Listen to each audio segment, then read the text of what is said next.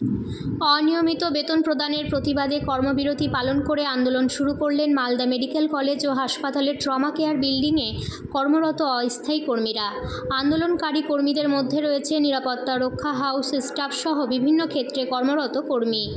সোমবার সকাল থেকেই তারা মালদা মেডিকেল কলেজ ও হাসপাতালের ট্রমা কেয়ার বিল্ডিংয়ের সামনে অবস্থান বিক্ষোভ করেন। বেতনের দাবিতে সরব হন। আন্দোলনকারীদের অভিযোগ, তারা এক বেসরকারি কোম্পানির অধীনে হাসপাতালের ট্রমা কেয়ার বিল্ডিংয়ে অস্থায়ী কর্মী হিসেবে কাজ করেন, কিন্তু তারা গত কয়েক মাস ধরে সঠিক সময়ে বেতন পাচ্ছেন না। কখনো 2-3 মাস অন্তর বেতন পাচ্ছেন, আবার কখনো বেতন মিলছে মাসের শেষের দিকে। এছাড়াও কিছু কিছু কর্মীর কয়েক মাসের বেতন এখনও বাকি রয়েছে। তাই সঠিক সময়ে নিয়মিতভাবে বেতন প্রদানের দাবিতে আজ তারা কর্মবিরতি পালন করে আন্দোলন করেছেন। এতে কাজ না হলে আগামী দিনে বৃহত্তর আন্দোলন করতে বাধ্য হবেন তারা। যদিও এ বিষয়ে এখনও পর্যন্ত মালদা মেডিকেল কলেজ ও হাসপাতাল কর্তৃপক্ষের তরফে কোনো বক্তব্য মেলেনি। বেতন দিচ্ছে না, আমাদের বেতন দিচ্ছে না। যে কোম্পানি, আমাদের প্রো-ইন্টারেক্টিভ কোম্পানি আছে, আমাদের বেতন দিচ্ছে না। 2 মাস কাজ করিয়ে সেই বেতন দিচ্ছে। এই 25, 26, 28, 30 এরকম লাগিয়ে দিচ্ছে আমাদের বেতন করতে। প্রত্যেক মাসে তাই হচ্ছে। কেন আমরা এরকম দেবো? আমরা কাজ করে যাবো, তার সত্ত্বেও আমাদের বেতন হবে না। কতজন আছেন আপনি? 181 জন। 181 জন। কোন কোন বিভাগে আপনারা সব কাজ করেন? আমরা ডি গ্রুপ আছি, হাউসকিপিং আছে এখানে, তারপরে আমরা সিকিউরিটি গার্ড আছি।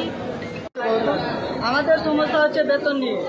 আমরা প্রত্যেক মাসে আমাদের বেতন আটকানো হচ্ছে এবং আমাদের বেতন দেওয়া হচ্ছে, কিন্তু বেতন কেটে দেওয়া হচ্ছে।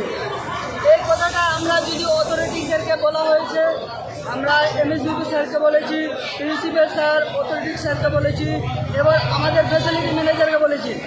প্রত্যেক মাস আমাদের বলছে 15 তারিখের মধ্যে বেতন হয়ে যাবে, 15 তারিখের মধ্যে বেতন হয়ে যাবে, কিন্তু বেতন হয় না। ওই 26 তারিখ 30 তারিখে বেতনের মধ্যে হয়, আবার বেতন হয়, কিন্তু কারো 2000, কারো 3000, কারো 500, কারো 600। আমরা 8,500 বেতন পাই, আর আমরা যদি 1000 টাকা কেটে নেই, তাহলে আমরা কি করে চলবো? এই কথাটা আমরা সুপারভাইজারকে বললে সুপারভাইজার বলে আমরা কিছু জানি না, কারণ এখন আমাদের ফ্যাসিলিটি ম্যানেজার নেই। সুপারভাইজারকে বললে সুপারভাইজার বলে জানি না, তাহলে আমরা কাকে জানাবো? আবার আমরা গ্রুপে যদি বেতনের দেরি হয়, গ্রুপে SMS করবো, আননোন থেকে কল চলে আসে, বেশি বাড়াবাড়ি করবো না, নাহলে বসিয়ে দিব। এই কথাটা আমরা সুপারভাইজারকে বলে সুপারভাইজার চুপ করতে পারি।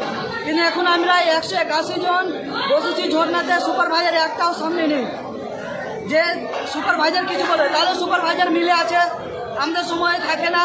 আবার কাজ না হলে এটা কাজ করিসনি, ওটা কাজ করিসনি, বেতনের সময় কিছু না।